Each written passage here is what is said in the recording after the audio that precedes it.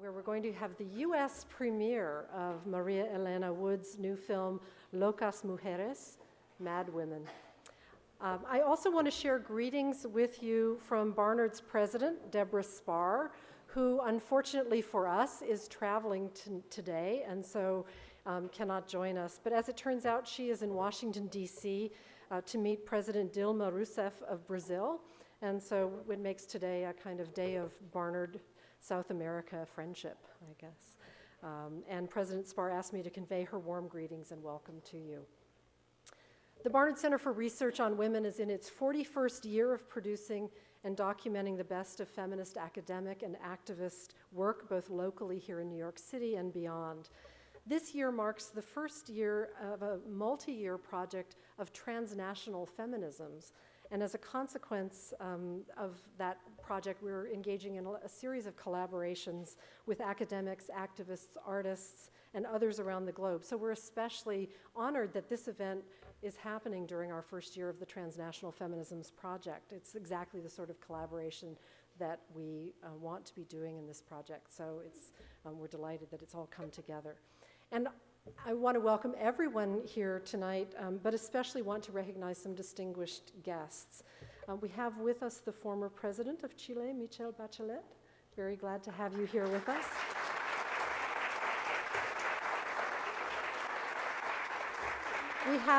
We have with us Chile's ambassador to the UN, Octavio Errázuriz. Welcome. The president of the Gabriela Mistral Foundation, and with other important roles as well, Heraldo Munoz.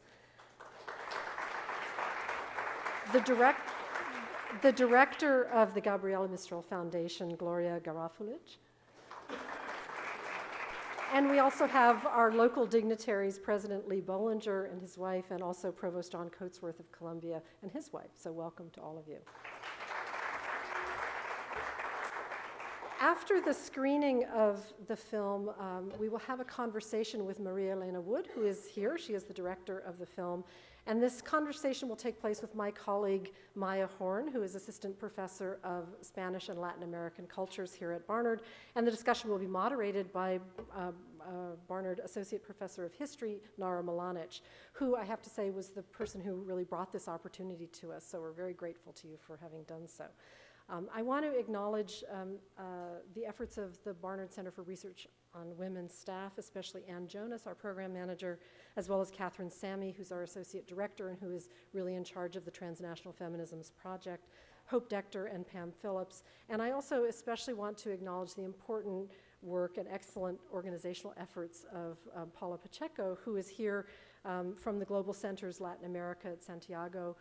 It was really her conversations with Nara that got this whole project started, and it's a wonderful co-sponsorship and collaboration. And so none of this could have happened without all of these people's efforts, so I just want to acknowledge all of them. Paula is going to bring her greetings from the Columbia Global Center Latin America, and then we're just going to hear a couple of words from Maria Elena, and then we will have the screening followed by discussion, and then we will have a reception in the Salzburger Parlor just next door. So that's the plan for the evening. Again, welcome to all of you. I'm delighted that you're here, and I know it's going to be a lovely evening. Thank you. Hi, everybody. On behalf of the Columbia Global Center Latin America, I want to welcome you all to the U.S. premiere of the documentary Madwomen from the noted Chilean filmmaker María Elena Wood, who together with the producer Rosario Lopez are joining us tonight. I want to give a special welcome to the President of Columbia, Lee Bollinger, and his wife, Jean, as well to our Provost, John Coatsworth, and his wife, Patricia. And I want to thank them all for the visit to Chile and the attendance at the launching of the center in Santiago 3 weeks ago. That was a great success. We are as well grateful to have here with us the ambassador of Chile at the United Nations, Octavio Errázuriz, and the director of the UNDP for Latin America, and also the chairman at the Gabriela Mistral Foundation, Heraldo Munoz, and his wife. Above all, it's a great honor for us to have in this house the former President of Chile and current Undersecretary General and Executive Director of UN Women, Michelle Bachelet. Thank you very much, President, to be here with us tonight.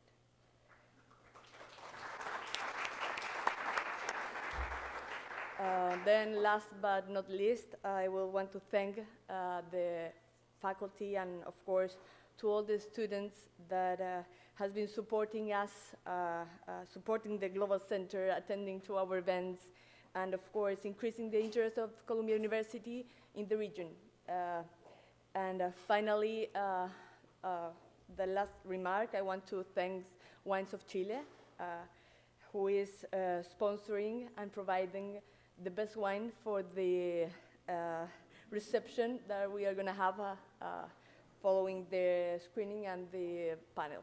So enjoy it. And María Elena, please.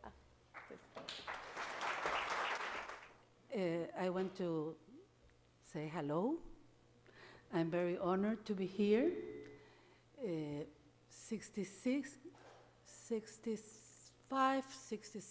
years ago, Gabriela Mistral was here. It was May. She was the speaker for the commencement. There was said Doris Dana. That was the first time Doris saw Gabriela. This was the beginning of a beautiful love story. Thank you for being here. Thank you, President Bollinger. Thank you, President Bachelet. Thank you, Ambassador Rasuris. And thank you so many people that are here. I wish you have a good time seeing the picture. Thank you. I teach Latin American history here at Barnard. In fact, I teach a lecture course in this very hall. And I have to say, this is the only time I've ever looked out on the audience and not seen anyone on Facebook. So thank you very much. We're first of all going to give the floor to Professor Maja Horn of the Department of Spanish here at Barnard to give a few words to us. And then we will turn to speaking with our director. Good evening.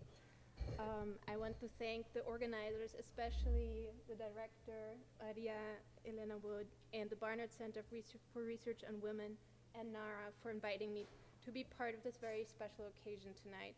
It's really a great honor for me. In the very brief comments I was asked to prepare for tonight, I would like to reflect on my many encounters as a scholar of Latin American literature with the life and work of Gabriela Mistral, and how tonight's documentary is contributing to my evolving understanding of this life and work. Like many students of Latin American literature, I first encountered Gabriela Mistral in the course reader for Latin American literature survey class during my first year in college. Mistral was one of only a handful of women writers who had made it into the canon of Latin American literature. Even reading the small selection of her poems, her voice struck my mind as importantly different than even the other female poets included. Mistral appeared perhaps a bit less anguished, at times seemingly more steadfast and certain in what she embraced, especially in her evocation of motherhood. That first impression proved to be very long-lasting. Indeed, it was only when I decided many years later, as an assistant professor here at Barnard College, to include Gabriela Mistral in my class on gender and sexuality in Latin American cultures that my initial view was revised by my students. In their discussions and essays, my students challenged the neat divisions that I had drawn between the voice of Mistral and those of other women poets. My students insistently pointed also to Mistral's own words to complicate what I had taken to be her definitive stances. Gabriela Mistral and her work became in this way an urgent question to me, a question to which I had falsely thought I had found an answer long ago. I realized that I would have to look much further and deeper to better understand the complexities in her writing, and I would have to take more seriously into account her work as an educator and as a Latin American public intellectual. Even though more often than not, Gabriela Mistral has been thought of primarily as the school teacher of America and the mother of the nation, and not primarily as an intellectual figure we have learned to consider her role and function alongside such public intellectual figures as Rómulo Gallegos and José Vasconcelos. Indeed, remarkably, coming from an impoverished background and without an elite education, Mistral, as historian Nicola Miller asserts, quote, succeeded in establishing an international cultural and political profile that few of her male Latin American contemporaries could have rivaled, and in the process recast the role of the intellectual to make it a speaking part for women, end of quote. Mistral also, despite prevalent views of her being apolitical, consistently declared her commitment to the poor, considered agrarian reform a key political issue, and defended the rights of indigenous peoples. In fact, the truth of Mistral's political commitments was impressed upon me when I came across references to her in my research on the Dominican Republic, specifically her critical reactions to the Rafael Trujillo dictatorship. A central component of our evolving understandings of the complexity and multifaceted nature of Gabriela Mistral is the increasing attention paid in the past decade, including in today's documentary, to what might be described as her private life. This attention does not, as some may argue, detract from or limit our valuation of her work, but rather expands it in much needed ways. It was with the publication of Licia Fiolmata's book, A Queer Mother for the Nation in 2002, that I first began paying close attention to the challenges Mistral posed to the supposed boundaries between public and private realms. Continuing this investigation, Locas Mujeres turns to an important period in Mistral's life that is largely remains untouched by scholars, namely her final years, spent with her companion Doris Dana, who she had met here at Barnard College. As the proclamation at the beginning of Locas Mujeres, Ponla cerca, put her close, suggests, here's another encounter for us with Mistral, of a Mistral that has been left, I think, out of focus to us until now. What I have learned from this most recent encounter with Mistral is that we have more to learn about what motherhood and love means for her and her work, about how incalculably and unconventionally she lived these experiences. Also, through the presentation of letters, notebooks, and other documents safeguarded by Doris Dana, this documentary eloquently conveys how artificial, even violent, a bracketing of Mistral's private life from her work as a writer, intellectual, and public figure would be. If we are told that the companionship and love that Mistral enjoyed with Doris Dana should have remained silent, then we know by listening to the recordings they made how much they did not want their life together to simply disappear into silence. And I thank María Elena Wood for being able to listen with such deep care and thoughtfulness, and for her to share this with us tonight. Thank you very much. María Elena has asked us to spare her the podium. Ooh, noise. Okay. So I'd like to start off by asking her a question, and then open the floor for the audience to ask some questions of her. My question is the following. This is a film, obviously, about a life, the life of a famous person. It is a film about a relationship, but it's also a film about the process of reconstructing a life and a relationship. And you'll forgive me if, as a historian, I glommed onto the historical sensibilities or the historian sensibilities and maybe idiosyncrasies of your project here of reconstructing this story of this relationship and this life. Could you give us, for the audience who doesn't know this whole story, part of which is narrated in the film and part of which you've chosen not to narrate here, could you tell us about this 50-year literary legacy, the ins and outs of it, and the controversy surrounding it, and how it is that you first got interested in this story, making this film? I'll try with my globish to answer your, because it's a very big question, But, why Gabriela Mistral and why the film?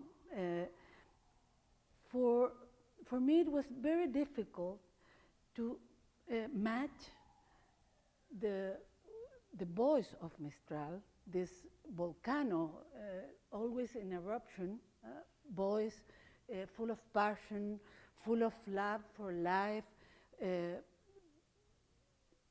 with the gray and cold statues that are all over my country. And all the statues are like this. She never is like, happy. All the image we have about her is about writing poetry for kids. It's about being a woman that always complains, being the mother of the nation and the mother of Latin America. But where is the artist? Where is the intellectual? Where is the woman that made us vibrar? How you when you read that poems, those words. And the year 2006, I was at home, and it appears a little note in the newspaper that Doris Dana was dead. And I was very surprised because we know this, I think that more or less 3 weeks or 1 month after Doris Dana was really dead. So I say, this is, we were not communicated with the person that we know that have the legacy of Gabriela Mistral. So I continue reading, and I get very interested in knowing what Doris Dana had. So I came to the United States and talked with Doris Atkinson, really by phone first. We looked with Rosario. We began the investigation with Rosario Lopez, and we look at the phone guide for Doris Atkinson. We know that she lives in Massachusetts, okay? And we call her by phone, and after some time talking with her, she say, okay, come. You will be able to see what's in the apartment. Why? Why I want to see this before it goes to Chile? Because I know something about the archives illness, that all people that are in contact with an archive, for me, before I didn't know this, but I have to learn this. People that are in contact with archives get completely crazy, and they think that the archives belong to them, and that they are the depositary of the archives. So it's very difficult when an archive gets to an institution for the first time, or for a country, or for a person, that you access to it. So I have the access here at the States because of the generosity of Doris Atkinson. And in that trip,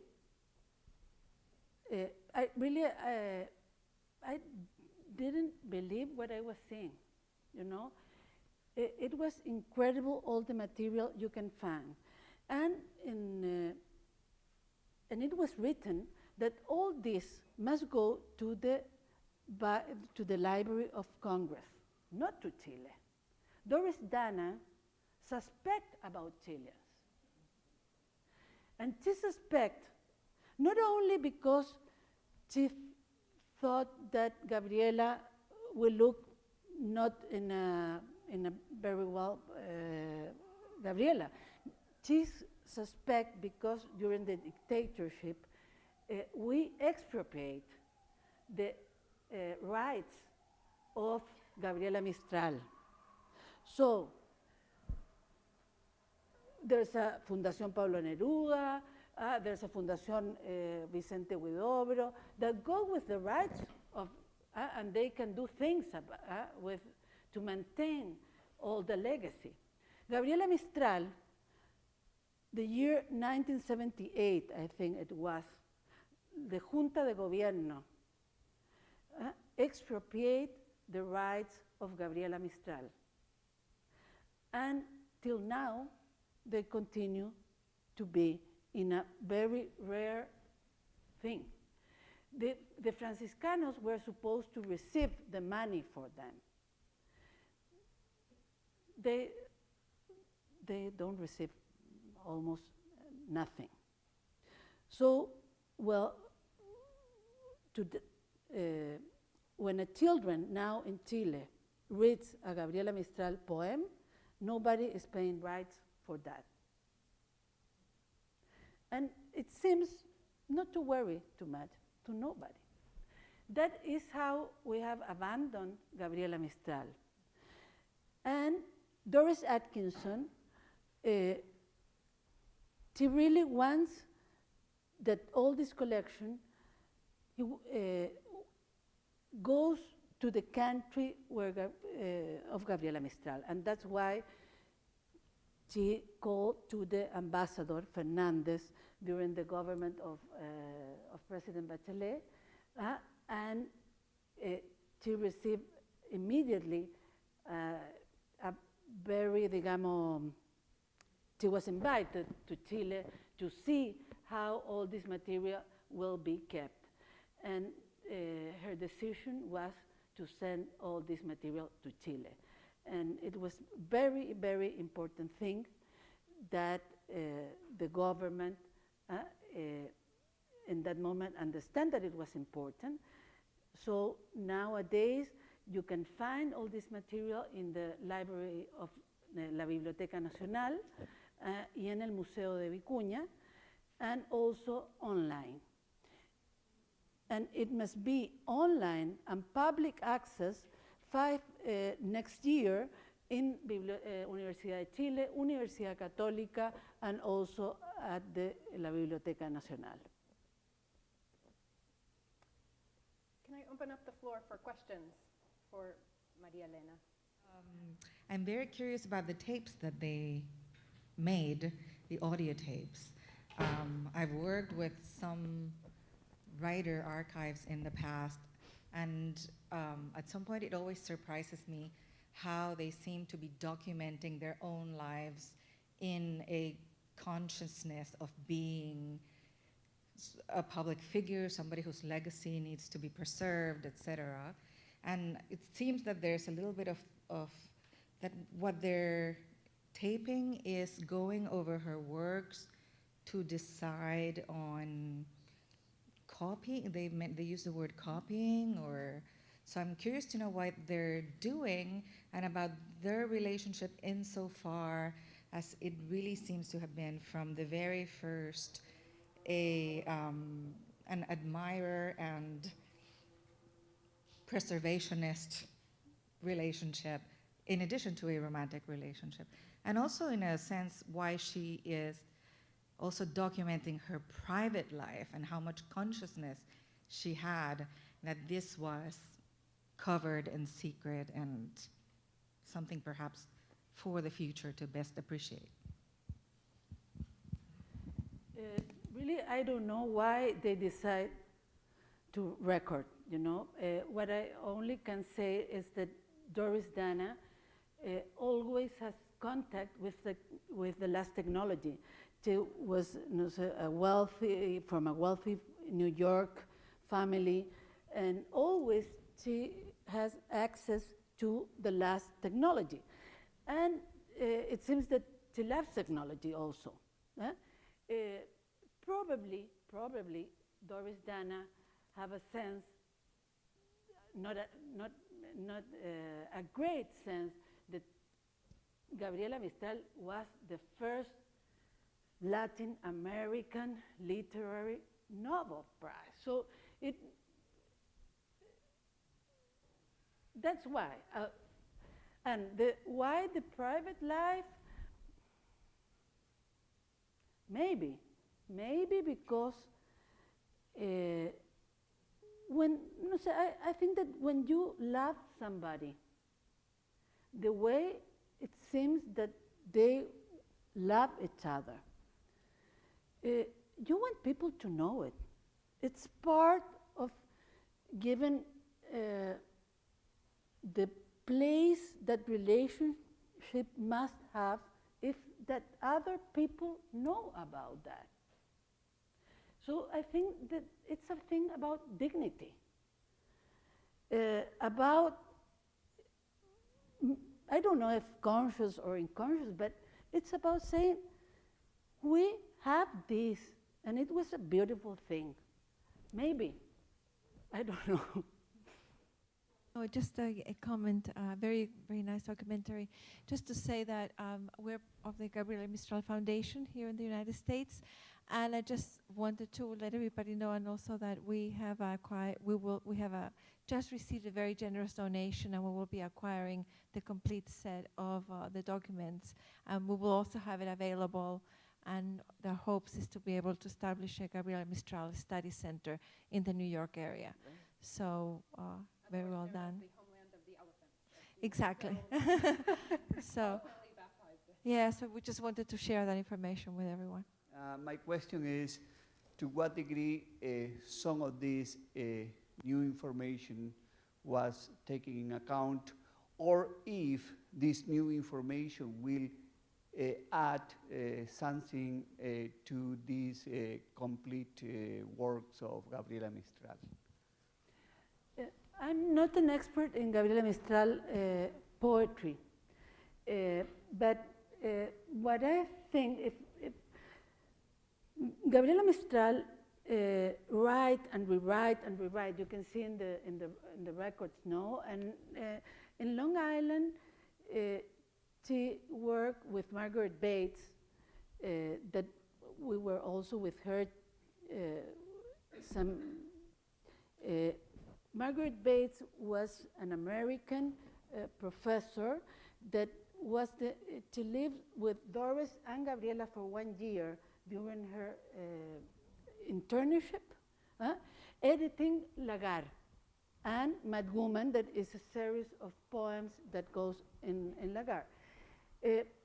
Luis Vargas Saavedra found a lot of poems that are now published. But I really don't know if that poems, if Gabriela lived, she will have published them or not. Really, that maybe an expert. So the book that you have, I think it's worth completely. It's so the whole Las Obras Completas de Gabriela Mistral, and they were edited for a great conference that it was supposed to be, if I'm not bad, on March 2010, organized by President Bachelet also, but we have the earthquake.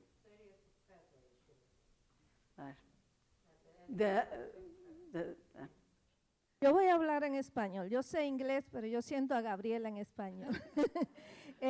Yo aprendí a amar a Gabriela cuando niña con sus poemas, y una vez me dediqué a preparar en un foro de cultura algunas conferencias sobre mujeres que han obtenido el premio Nobel, y me quedé con la imagen de Gabriela. Y por muchos años, por 3 años, me mantuve leyendo todo lo suyo. Yo digo que Gabriela me llevó a Chile. Aprendí a amar a Chile, voy a las actividades chilenas como, bueno, yo soy como ya una chilena de corazón. Incluso estoy metida aquí, la gente dirá, ¿y esta? Pues yo soy dominicana, y realmente si ustedes supieran cuántas personas han conocido a Gabriela a través de mi teatro. Yo represento a Gabriela con el Teatro Coronado, con todo cariño. Tengo de todo en mi casa de Chile, más de lo que ustedes se imaginan, y de Gabriela también, en un rinconcito de Yonkers. Y allá en la sala de mi casa ensayamos Gabriela Mistral y la hemos llevado a 5 países, entre ellos Canadá, Montreal, y fue lo más espectacular porque 80 chilenos vieron esa presentación y luego nos perseguían, Gabriela, Gabriela. Bien, entonces hacemos esa representación y realmente esta obra de teatro se extiende desde cuando ella recibe el premio Nobel, que regresa a Petrópolis, a Brasil, y está contando, yo me imagino a Gabriela celebrando sus premios y lo que recibió, y hay una retrospectiva muy linda donde incluimos su poesía y toda la música chilena, todo esto, así que... I want to ask a question Okay. based on your comment. So she was saying, I'm Dominican, but a Chilean in my heart for my love of Gabriela Mistral. Gabriela Mistral is obviously a very loved figure in Chile. What has been the response to this film in Chile? And has it surprised you at all? Wow, it continued to be every day good news, you know. It's normally documentary films have a very limited distribution and a very you know, normally people prefer to go to Pixar pictures, and I understand them. But with this film, it was very, very well received by the public and very well received by the media. They wrote a lot about the film and a lot about Gabriela. There's educarchile.cl that is for professors and also teachers from all around Chile, and they put the film in the web. So I think that for a long time, Gabriela Mistral have been the face of our $5,000 note. There is, sí, pesos, 5,000 pesos. $10. No, $10. And I hope that this film, and particularly the collection in Chile, will inspire a lot of young people to study Gabriela Mistral, about Gabriela Mistral, and complete the image we have of her. Asked me if Gabriela Mistral was well known in Chile in terms of how much Chileans acknowledge her talent. Of course, everyone, and when you're a little child, you learn about her, some poems. We may have to tell the poems to the teachers, and we learn that she was the Nobel Prize, and we feel so proud about that. But probably with Gabriela, it has not been like with Pablo Neruda. It has not been the same. And because we are here in Barnard, I have to say, I don't think that's an accident. I think also the issue of being a woman, it was also something, and also not only a woman, she was a revolutionary. She was somebody who spoke about women on the ages, and nobody was speaking about that. She spoke about political issues. She was so clear and committed to a change for a better society. But having said that, what I want to mention, I think one of the very important, more than, of course, the beauty of your film, María Elena, is that in my country, for some reason, there are some things that have been always in denial about Gabriela's personal story. And you could read until, 4 years ago, articles asking who is Jin Jin, like it was the best kept secret. And there were so many documents and books written about who was him, with the most extraordinary thesis on that. And you see it now so clearly and so easy, and it's so strange that for so many years it was kept like some of a sort strange issue. And the other hand is the love story of Gabriela. In the same time that María Elena was preparing this, probably, there was a book written that was the love stories between Doris and Gabriela. And it was a huge issue, very controversial.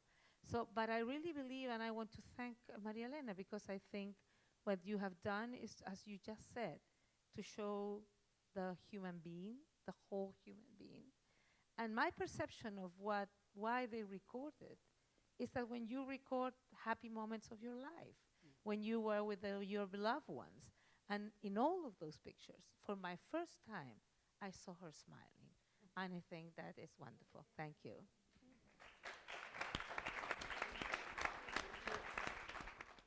I think that is a lovely note on which to end. I don't want to try your patience here. I would like to invite all of you all across the hall to a reception. That way, to a reception where we can continue this conversation with María Elena, who I'd like to thank very much. Thank you to the Barnard. Thank you.